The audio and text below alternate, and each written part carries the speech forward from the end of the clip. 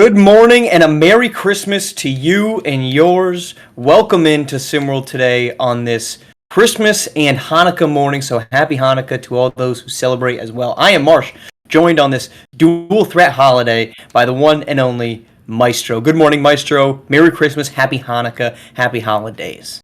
Happy Christmas, Hanukkah, Kwanzaa stick to you too, my dude. Nailed it. Nailed that one. We've got a lot to get to on a very festive morning. We had a full slate of SimWorld U action on Christmas Eve. The SWBA took the day off. We did not. We're also talking championship contention in SimWorld U, but we're going to start with Christmas Day in the SWBA, where we've got a five-piece of very entertaining basketball that starts with San Antonio and New York, and it's going to wrap up with Denver and Phoenix. Maestro, let's go to the positives. What are you looking for? What are you excited for here on this Christmas day of action? Wimbignana, baby. I get him for breakfast. Oh, I just watching this kid play. I just love it. And the fact that he's going to beat up on the Knicks on Christmas Day makes it even better. Also, I'm going to be honest with you. I have not actually had a chance to watch Boston at all this year, so I can't wait to really see them. I've been missing their games, dude. So I'm excited about that too. So it's going to be a beautiful day for me on Christmas Day. What about yourself? Young talent. I am excited for the young talent. We've got Wemby. We've got the Knicks' entire roster, pretty much. We've got Ant. We've got Luka. We've got the the Tatum-Brown combo. I guess they could be considered young talent. And we got Nikola Jokic. There are three teams I left out of that list for good reason, but this is four teams. This is the point of holiday hoops, is you turn off every other game and you say focus on these ones. And I am excited to finally have that. Am I a little disappointed that we're not getting the Houston Rockets, that we're not getting the Oklahoma City Thunder, that we're not getting the Cleveland Cavaliers? You betcha. But I am excited for what we got, and on this day of appreciation, I'm not going to go down the negative route. We're going to take the glass half full, the glass of milk half full that Santa left over for us. And I'm excited for the young pieces, man. I mean, this is the point of these games. It's not to get the retread of the 2016 through 19 SWBA finals. It is to get the new talent in the league, and we're going to get that. Absolutely. And the best part about it, Marsh, I'll just say it, watching talent being featured on a day when, yes, okay, they got to go against a couple of SWFL games, whatever. The fact that they're going to be featured and special, just like you said, I'm going to have the laptop up, the TV going. I'm going to have my iPad out. I'm going to have my old BlackBerry going. I'm going to watch all the games all the time, every place. That's what it's going to be. You can hang out with me too if you want to. And look, if you're the SWBA, you can't. Christmas is your day. You know that that's going to happen. Obviously, the SWFL wants to get in and try to take some of it. You can't keep trying to avoid football because you're never going to win that fight. So just embrace the day you got. I'm looking forward to it. Let's do it real quick. We'll go game by game. Who do you like? We don't have to make this a whole, expose. But San Antonio, New York. That's our noon tip-off. Who do you like in New York City? San Antonio, boo. Okay. All right. Victor. Quick side tangent. If there was ever a team that should be trading for Jimmy Butler, kind of think it's the San Antonio Spurs. Watch out there, we'll talk about that later. All right, Minnesota and Dallas. Who do you like this one? I like Dallas. I'm feeling Minnesota, but I like Dallas, though. I like Dallas. Minnesota has been way too inconsistent this season. That trade for trading away Cat has not been the most glorious of deals. Really, what we should have done is we should have gotten the Cat reunion tour. That one should have been the Christmas Day game, not Christmas Eve. I think it was on the 22nd. It should have been there. Anyway, I agree with you. Dallas has been playing some of the best basketball. Philly at Boston. Boston, boo. Come on. Boston. The Sixers are bad, man. They've been playing better, but they're bad. They can't even stay healthy. It's the geriatric Sixers. All right, Lakers and Warriors. Who do we like? The Warriors against the geriatrics. Also geriatric, yes. Sorry. We're going to keep going 4 for 4, but I like this one the least because this might be, as a Warriors fan, the worst game of this matchup. You've got LeBron that is definitely playing the worst basketball of his career. Should be. He's 40, just about. And the Warriors, who are now infighting between coach and players, and it's not a pretty sight in the Bay Area. Denver and Phoenix. Who do we like? I'm gonna go hard the other way. I'm gonna go with Denver on this one. I'm feeling Phoenix, but I got something saying Denver's gonna be ready to bring it on. If Phoenix doesn't have KD, this is not a good basketball Yeah, team. yeah. Jokic is the MVP. We talked about that yesterday on SimWorld today. So we just went 5 for 5 in agreement. I don't Mm, think that's a good thing for the no, league. Although I could see no. New York getting a home win. Good thing probably not for the league to have 5 games that people are maybe in unanimous decision about. All right, let's move on to SimWorld U, where it is just about the midway point. A lot of teams have played 15 games of a 30-game season. We got another handful that are right behind them at 14, 13 games. So we are pretty much midway point for majority, more than half of SimWorld U. So at this point in the season, who is your SimWorld U Player of the Year? Okay, here we go. You know what? I like CKC, Cooper Kenji Cross. I like how he's coming into his game, right now. I would be lying if I was going to say if I'm ignoring DJ Wagner too, my man. The way what he brings to the table.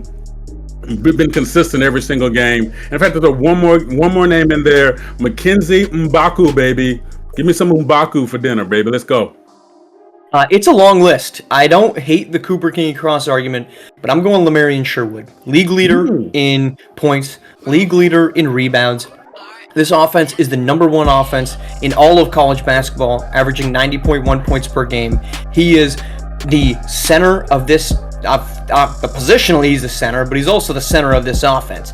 Everything revolves around him. He's actually got a really nice playmaking touch from the inside, getting it out, spreading it out to guys around him that can shoot. He has, in my opinion, completely changed the landscape of college basketball this season. Yes, Georgia Tech has been a surprise. Yes, Georgetown has been a positive. Virginia Tech has been positive. We'll talk about both of them in a second. But Iowa, I don't think anybody thought Iowa was going to be this good. And Lamarian Sherwood is now positioning himself to be the number one pick in the upcoming SWBA draft based purely off his utter dominance. Maestro. You know what? It again hard to go against that, but I tell you what I like about the guys I talked about here, specifically CKC.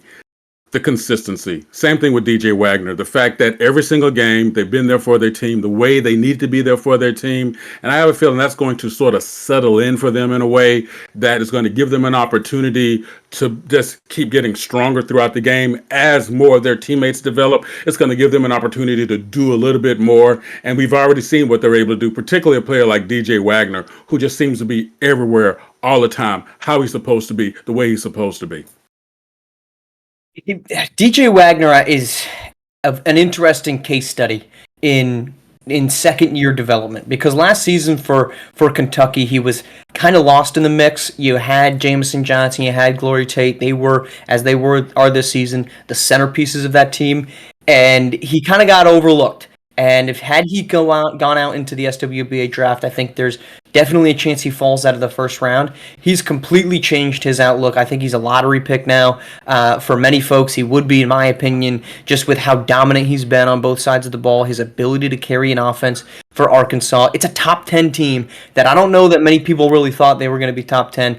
To the extent that they are, the dominance that they've brought to the floor under Coach Cal. So Razorbacks and DJ Wagner, I don't fault it. Midway point, I can't fault it, but my vote still goes Lamarian Sherwood. All right, let's head to a couple title contenders, or at least teams that are hoping they can get there. Let's start with the Georgetown Hoyas, who have started the season 8-1. They have risen up to number 11 in the SimWorld SP Top 25. Do you take this team seriously, Maestro? Oh yes. Yes, I do. Yes, the way they've been able to win, how strong they play both inside and outside and in transition, it is hard to not take them serious. Plus the fact that they're rocking a player that everyone's considering is going to be a first round pick. I'm sorry, Alec Backman. Thank you. It's hard to not take them serious, and they're strong at the right time. Quite frankly, I can see them ranked a little bit higher than what they are. I think it has more to do with who they played versus the way they played. But yeah, I definitely take them serious, Marsh. I definitely think they have something to show us this year. We're going to see a lot more of them in the new year, and I think that's going to really influence the outlook on this team, including a January 2nd game against currently ranked number 20 Princeton. To me, that is a huge game for the Hoyas, because to this point their record is strong, 8-1. It's nothing to flinch at. But they've only played 2 top 25 teams, and both of them came in their first 2 games of the season. Georgia Tech and then Texas. They beat Texas and they lost to Georgia Tech. That's really all the evidence that we've gotten. We're not going to fault the team for walking in and beating the players in front of them, beating who they have to go up against. That is what you're supposed to do. I do not like when people give, like, look, Indiana college football just got smacked in the first round of the college football playoff, but all we wanted to do was be like, well, they haven't played anyone. I get it, but can we at least give them credit for doing the job that they did? Sure, they didn't come prepared against Notre Dame, but for Georgetown, what else do you want them to do? They don't have much of a choice. This is the schedule they've got. It's going to get tougher when they get to the Big East schedule because you're going to have Villanova. You're going to have Creighton, who's been a competitive team. You're going to have UConn in there. I really think the ceiling is pretty high for this team, but I'm excited to see them against better competition to get a better idea of just how dynamic this group can be. As we sit here right now, 8-1, really good offense, number 19 in the country. They've got a top 40 defense. They shoot the ball well from deep because of Backman, because of Nick Donato, because of Brandon Smith. I like that trio of options that they've got and the way that they've gone about things, Maestro. Indeed, absolutely agree with you 100%, and cannot wait to see when they get in the heart of conference play how that's going to hold up, because I think they're really going to represent the Big East this year. Ooh, so you think they're winning the Big East Conference? Yes. Okay, there we go. Plant the flag, just not in Ohio Stadium. Don't plant the flag in Ohio Stadium. That's a felony now. Too soon. Plant the flag for the Hoyas in the Big East. Too soon. As Maestro's calling them, Big East champs. All right, let's head to Virginia Tech. You just saw these guys last night take on Wisconsin in a big non-conference matchup. They got the win. That's their 6th straight win. They are 7-2, currently ranked number 12 in the country. Your takeaways from that game, Maestro, and where do you see Virginia Tech? Do you think they're a team that maybe could make a run here? Oh yes, the way they took over that game, the way they were able to do what they were able to do today. They played their game a little bit better. Wisconsin played their game a little bit better, and there was still a wide distance between the two. And the fact that Virginia Tech early in the game played them heads up, right? They played them one-on-one, up against, and they were able to sort of maintain. And then when it kicked in, when Virginia Tech got real, next thing you know, boom, 20-point lead. So yeah, it's hard to look over Virginia Tech right now, and to see them in the top 10 upcoming rankings, I will not be surprised. Will not be a surprise to anybody. That's you talk about the top 10 rankings. That 8 through 13, with North Carolina on the bottom there. There's a case for all of those teams to be the number 8 team. I think this top 7's pretty strong. I think Mississippi State actually might be at risk of falling with that tough win that they had where their offense just kind of disappeared, and that's really what you're doing at this point is splitting hairs with the top 10. But Virginia Tech, I like what they're doing. Okay, they've got a really, really good offense. We saw that against Virginia Tech.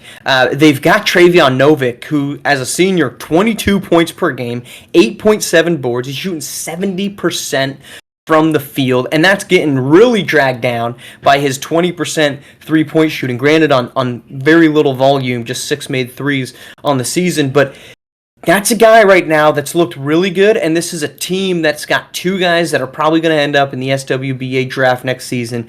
Novick, who's listed kind of consensus is 2nd round. I wouldn't be shocked by that just because it's a senior. You have to worry about his upside. Yeah, he might be able to walk in, but the development arc is probably not as high. And then Newly Cox, who's also projected to go as a 2nd rounder if he were to decide to leave. He's a sophomore, so he's got some more pieces in there. But this is a tough team to score against, man. It's a very tough team to score against. Vaughn rushing right next to Novick, it makes it very, very challenging. We talked about this on the podcast on Monday with Butler. Butler's defense is scary good. Virginia Tech doesn't really play that same way. They like to move the ball a little bit quicker, more up-tempo, but they have those interior defenders that can be very, very challenging to score against. And come Hoopsteria, if you're trying to make a run to the quad, that's what it comes down to, that ability to stop shots, and I think Virginia Tech's got a recipe to do that. 100%, absolutely right. And the fact that they don't get intimidated inside there, Marsh, the fact that Wisconsin today found some interior defense, blocked a lot of shots, got a lot of steals, but what did Virginia Tech do? They kept going to it, and gave themselves an opportunity to what? Wear down the Badgers. And that's what they were able to do so strongly. It was they're definitely ready to peak at the right time in the ACC, which I know we talked about this yesterday. I still think the ACC is better than the SEC. You can at me if you want to, boo. Oh, let's do this one. You wanted to call the Hoyas out as champs. Are the AC is the ACC going to be won by Virginia Tech? Ooh. Oh, you're the worst. My goodness. I tell you, the way they're playing right now, if they can maintain this, yeah, I give it to them. I would definitely give it to them. Otherwise, I might look a little sideways at a couple other teams. There, one that's dressed in blue, that's kind of finding their game too. But I won't say their name out loud because it is Christmas, and I want to make sure that I get something more than Aaron Rodgers. I mean, Cole in my stocking. I'm going to say that's a hard no. I do not think Virginia Tech is winning the ACC. They've had a great start to the season. They've had a fantastic season so far. But I do not think that they're getting by either the team in blue that you don't want to name. I'll name them, Duke or Georgia Tech. I think those are the best two teams in the conference. I actually think North Carolina is better than them. I know North Carolina is not ranked higher than them, but I would take the Tar Heels head-to-head against the Hokies at this point in the season. All right. We had, and I said it was a big slate of action yesterday in SimWorld U. So let's run the tape and let's get to our SimWorld U wrap up. Everything started in this one right in, there we are, Marquette, where it was Notre Dame and Marquette going toe-to-toe. Marquette with an 82-60 win. Javion Stubblefield with 19 and Marcus Lafont at 16 for the Golden Eagles as they pick up their 5th win of the regular season. Let's head to Penn State, where the good times on the football field do not continue for the Nittany Lions on the basketball court as Kansas walks in and gets a dramatic 58-57 win. It's Nas Hall with the game-winning bucket coming with less than 5 seconds left. He had 12. Madison Miles a double-double in the win. Syracuse, they're still going to be only beaten on the season. They fall to 0-10 because of an 81-63 loss to Michigan State. Darius Simmons filling in as interim head coach. He's 0-1 in his start. 27 from Shamar Wood for the Spartans. Head to Rutgers, where it was a very dramatic finish as well. It was Boise State getting a big win thanks to Carmelo Looper. 27-10-5 in the win. Dylan Harper filled it up. 17-9-4. Not enough for the Scarlet Knights. Illinois and Georgia. Georgia goes on the road to pick up their 5th win of the season over the Fighting Illini, 62-58. 16 points from Darian Kingy-Cross and 15 from Royce Anderson, enough to counteract 18 from D'Angelo Jordan. Minnesota going up against Louisville with an 83-63 win at home for the Gophers. A little bit of coaching hot seat questions. Donald DeFetti does his part to quiet them with 27. Let's head to Creighton, where it's Miami getting a much-needed and dramatic win, 88-87 over the Blue Jays on the road. Dominic Bianco paces the way with 25-8 in the victory. On the other side, it would be Ethan Letterman Jr. with 20. Let's head over to Colorado State and Wichita State, and it would be a 10-point Colorado State win, 67-57. Jaziel Wright-Johnson leads the way with 23 points. Ryan Fugate, 8 boards, 4 assists, 3 steals, and a block for the Rams. Deonta Mink, 14-6 for the Shockers. Head to New Mexico, battle in the desert, a 72-64 win for the Lobos. They move to 4-4 and send Richmond down to 4-6. Damari Gay leads the way with 19 points. Ireland Early hits 3 triples in the win for New Mexico. Nevada we head, and Nevada gets a 61 win over Harvard. They go to 4-4 on the season. Marcellus Blow with 16 points for the Wolfpack. Whew. Deep breath. That is our SimWorld U recap. We will be back on air on Christmas day after Christmas, there we go, with our game of the week, Arkansas and North Carolina at 8 p.m. Number 8 Arkansas headed down to play number 13 North Carolina. Disregard that, not Creighton and Missouri. North Carolina and Arkansas going at it on December 26th. Any pick on that one, Maestro? Between Missouri and Creighton, or between No, you get the benefit of the doubt on that one. No, Arkansas, North Carolina, you got a pick in that one? I'll go. You know what? North Carolina. I'm gonna give it to them. I really feel like they're gonna bring it because the ACC better than SEC. Too soon. So no love for your player of the year. Apparently, no love for your player of the year. None. I could tell. We'll go with a doubleheader, Wake Forest and Cal. We'll wrap that one up on SimWorld TV. All right.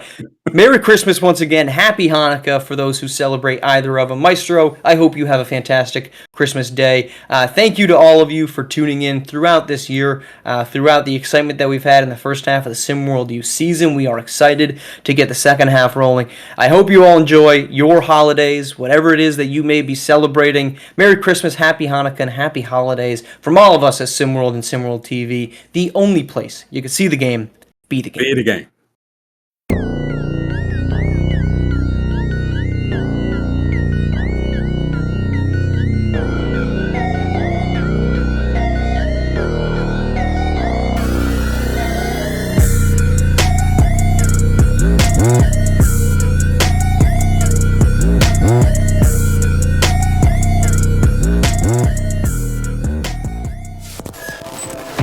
This has been a presentation of SimWorld Sports.